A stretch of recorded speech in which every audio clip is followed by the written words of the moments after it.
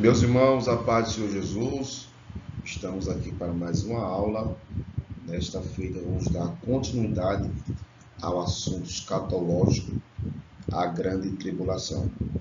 E nós iremos hoje aprender sobre a relação que o Espírito Santo tem com a grande tribulação. Então, uma pergunta eu coloquei na tela: o Espírito Santo estará na grande tribulação? Então, vamos ler aqui um texto bíblico para nós basearmos todo o nosso estudo nesse dia de hoje. Na segunda carta que Paulo escreveu à igreja de Tessalônica, 2 Tessalonicenses, capítulo 2, e o versículo de número, vou ler do 1 até o versículo 7, para os irmãos entenderem o texto e o contexto.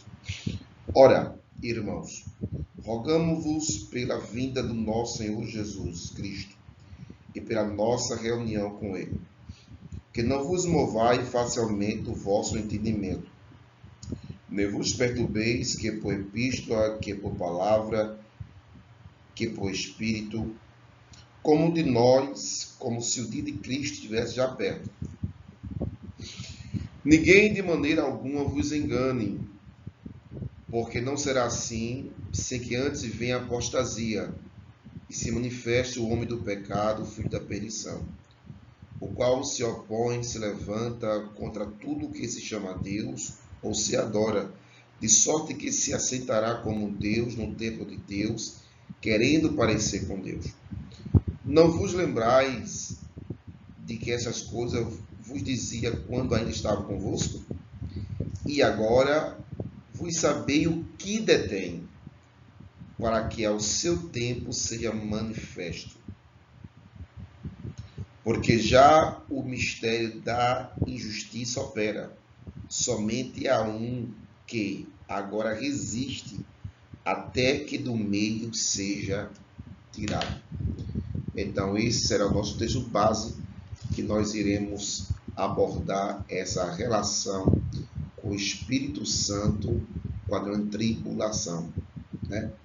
E nós iremos trazer aqui informações desse relacionamento. Será que ele vai estar na grande tribulação? Ele vai trabalhar nesse período aqui na Terra? Como será o seu trabalho na grande tribulação? Então, meus irmãos, nós fizemos uma leitura, bíblica, que traz como tem um perfil escatológico, onde aborda algumas expressões que nós iremos estudar hoje, iremos considerar,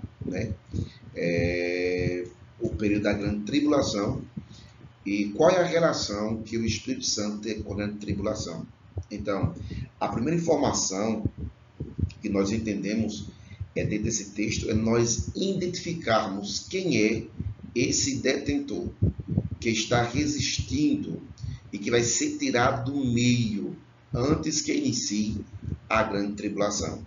Então vamos ver algumas teorias que abordam quem será esse detentor, a identidade desse detentor. Então, quem é esse detentor que aparece nesse texto escatológico de 2 Tessalonicenses, capítulo 2, versículo 1 até o versículo número 7, que nós lemos. Então, primeiro, alguns acreditavam, e alguns acreditam, que esse detentor seria o Império Romano. E a justificativa é porque era o Império Romano que tinha uma influência impessoal, que naquela época eles que faziam a lei, que ele tinha que ele dominava, ele controlava, Então, alguns acreditam que é o Império Romano e os poderes que os imperadores tinham a respeito dos indivíduos que naquela época viviam. Então, alguns acreditam que o detentor seria o Império Romano. Então, a segunda opinião a respeito de quem é o detentor, então, a segunda opinião diz que o detentor seria o governo e seria a lei humana. Haja vista que durante o Império Babilônio, Médio-Persa, as leis humanas tiveram uma grande influência no controle e no domínio dos homens.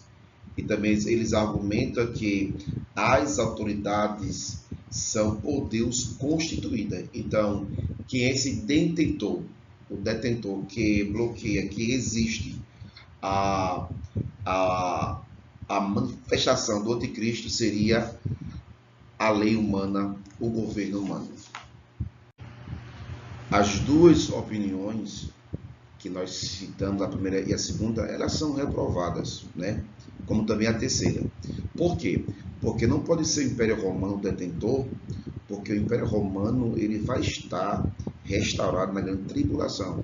Então, um império semelhante, né, de origem do Império Romano será restaurado. Então, ele é a besta que foi ferida com ferida mortal, mas foi curado, né? O Império Romano restaurado.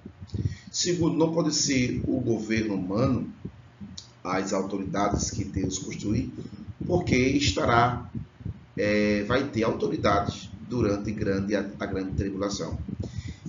E a terceira opinião aí, essa aí, cara, nós reprovamos, não pode ser Satanás. Então, alguns acreditam que seja Satanás o detentor. Mas por que não é Satanás? Porque, pelo contexto, dá para se entender que esse detentor aí, ele tem um lado positivo, ele resiste à manifestação da iniquidade, né? A manifestação do homem do pecado. E, por sua vez, não pode ser Satanás, porque esse Satanás, enfim, ele não tem um plano de manifestação do filho da perdição. Então, não pode ser Satanás. E alguns versículos mostram que em Marcos 3:25 diz que uma casa se está dividida, né, contra si mesmo, ela não vai subsistir. Então, como é que Satanás vai lutar contra Satanás? Vai resistir ele mesmo. Por sua vez, se nós observarmos o diabo, ele vai ser lançado na terra. Apocalipse capítulo 12, versículo 12. E também observe que no texto que nós lemos, né? Desde que nós lemos ali, então observe que o anticristo, que será uma personificação do próprio Lúcifer, né? Será um homem por Lúcifer inspirado, ele vai estar aqui na grande tribulação. Então não pode ser o detentor, o Satanás. Não pode ser Lúcifer quem detém a manifestação do homem do pecado. Pelo contrário, é ele que vai inspirar esse anticristo, esse iníquo, para enganar as pessoas durante a grande tribulação. Então, a quarta opinião é uma opinião muito convincente. E ela diz que o detentor será a igreja em si. Então, nós acreditamos que a igreja, ela só é igreja com a presença, né, sendo a habitação do Espírito Santo. Então, o Espírito Santo, junto com a igreja, se constitui, né, esse detentor, né, realiza essa detenção, mas não é somente a igreja em si. Quem merece mais ênfase é o Espírito Santo de Deus. Agora, por que a igreja ela pode ser entendida dentro dessa detenção? Porque ela é o sal do mundo, ela é a luz, né, o sal da terra, ela é luz do mundo. A igreja, ela é templo e morada do Espírito Santo. Se o Espírito Santo sai da terra, ela também vai sair no dia do arrebatamento. Então, nós entendemos que esse detentor, essa detenção que acontece através da igreja e também do Espírito Santo de Deus. Por que igreja? E por que Espírito Santo? Porque não existe igreja sem o Espírito Santo. Pode existir Espírito Santo sem igreja, mas não existe igreja sem o Espírito Santo. Então, hoje, nós estamos unidos com o Espírito Santo, porque somos templo e morada do Espírito Santo. Então, nós temos aí a participação da igreja também, como esse detentor, com essa detenção e que do meio será tirado no dia do arrebatamento. Então, o que nós mais achamos coerente é nós interpretar, né, esse detentor como o Espírito Santo, porque a força, né, a graça, o poder de resistir à manifestação do Espírito Santo, quem é que emplaca justamente a operação do erro, a operação da injustiça, é o Espírito Santo. Lógico, junto com a igreja, mas é dele a total força, a total graça, a total inspiração, domínio, porque ele é Deus. Então, por questão de nós anularmos o Império Romano, as autoridades em si, e também o próprio Satanás, então nós entendemos que o Espírito Santo, ele é esse detentor.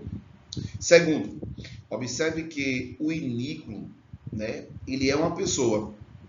E se você observar o texto de 2 Tessalonicenses, observe que esse detentor também ele é uma pessoa. E se é uma pessoa, nós chamamos também o Espírito Santo de uma pessoa, por isso nós dizemos que ele é o detentor. E observe que o Espírito Santo, ele é Deus, ele faz parte da Trindade. E por ele ser Deus, nós vemos que ele não está limitado a tempo e espaço. Então, se você observar, essa operação do erro, essa manifestação satânica da operação do espírito do anticristo, ele vem desde o tempo de João, de 95 depois de Cristo. Então, observe que aquela operação já queria se manifestar, mas um que resiste, um que está emplacando essa manifestação. Por quê? Porque o Espírito Santo, como Deus, ele não está limitado a tempo e espaço. Outro fundamento que nós temos é nós entendermos que o Espírito Santo, ele está nessa dispensação. Então, quem está no controle dessa dispensação é o Espírito Santo de Deus. Então, e por outro lado, nós entendemos que o Espírito Santo é aquele que trabalha, né? Ele trabalha, ele que convence o homem do pecado, da justiça e do juízo. Então, o Espírito Santo, ele vai ser tirado da grande tribulação, mas como Deus onisciente, ele vai estar operando como tivesse na antiga aliança. Então, nós entendemos que esse detentor, ele é o Espírito Santo de Deus, lógico, né? Junto com a igreja do Senhor Jesus. Então, outro ponto também interessante é o seguinte: o Espírito Santo ele vai ser tirado junto à igreja. Mas ele, por ser Deus, então ele é transcendental. Ele pode estar nos céus e na terra ao mesmo tempo. Agora, o trabalho do Espírito Santo, né, com os crentes da grande tribulação, como será? Então, se você observar, nós entendemos que ele vai atuar como atuava na antiga aliança. Então, na antiga aliança, ele vinha da forma esporádica, ele vinha, realizava a sua obra e depois voltava. Ele não residia, ele não morava, né? Ele não estava com um selo no coração dos homens de Deus, mas ele vinha, realizava o seu trabalho e depois se retirava. Então, assim será o trabalho do Espírito Santo durante a grande tribulação. Outro ponto muito interessante é nós entendemos aquele questionamento de algumas pessoas. Haverá salvação na grande tribulação, né? Se a igreja, nessa dispensação, ela é agente, né, da salvação, e a igreja ela foi construída do dia de Pentecostes até o arrebatamento, como haverá salvação na grande tribulação? Então, observe só, observe que na grande tribulação, Deus irá ter um tratamento com o povo de Israel. Haverá pessoas também, gentios aqui na terra. Então, haverá sim salvação. Por quê? Haverá pregação do Evangelho. Então, 144 mil homens selados, judeus, irão pregar o Evangelho. 2 testemunhas que Deus levantará na grande tribulação, irá pregar, irá profetizar. Algumas pessoas que não subiram no dia do arrebatamento irão cair em si, irão se tornar mártires e não irá negar o nome do Senhor Jesus. Então, 3 anjos Deus vai enviar para pregar o evangelho do reino. Então, observe só, observe que as pessoas da grande tribulação que se converterão serão salvas, né? Então, observe que eles são chamados até de santos, que a Bíblia diz que a besta vai guerrear com os santos e vai prevalecer. Agora, o tratamento de salvação, como as pessoas irão realmente ser salvas, será um pouco dificultoso, porque muitas serão martirizadas por amor à palavra, por não negar a Cristo, por não aceitar a marca da besta e nem o seu sinal. Então, nós sim temos certeza que haverá salvação durante a grande tribulação. Outro ponto interessante que nós devemos entender que é a natureza da salvação, né, no Antigo Testamento. Então, no período da grande tribulação, nós temos aí um aspecto de salvação oferecido como se fosse no Antigo Testamento à pessoa individual. Então, as pessoas da grande tribulação, elas serão salvas com aquele reflexo, com aquela semelhança das pessoas salvas que foram na antiga aliança. E um segundo aspecto da salvação, né, oferecido na antiga aliança, era nacional. Então, observe que Deus ele prometeu a Israel ser uma nação eleita, uma nação sacerdotal, né? Então, Deus fez um pacto com o povo de Israel. Então, o Israel remanescente será salvo, né? Deus irá intervir na guerra do Armagedon e irá ali salvar o povo de Israel, que se converterão em massa. Então, observe que vários exemplos de conversão em massa nós temos também na Antiga Aliança. Então, esse é um aspecto concernente a como será a salvação no período da grande tribulação. Então, terá um aspecto oferecido na Antiga Aliança. Então, um aspecto individual e também um aspecto nacional. Então, existe promessa específica também feita ao povo de Israel a respeito da salvação na Antiga Aliança. Então, Jeremias 30, versículo 7 diz que quão grande é aquele dia, e não há outro semelhante, o tempo de angústia para Jacó. Ele, porém, será livre dela. Então, haverá um livramento.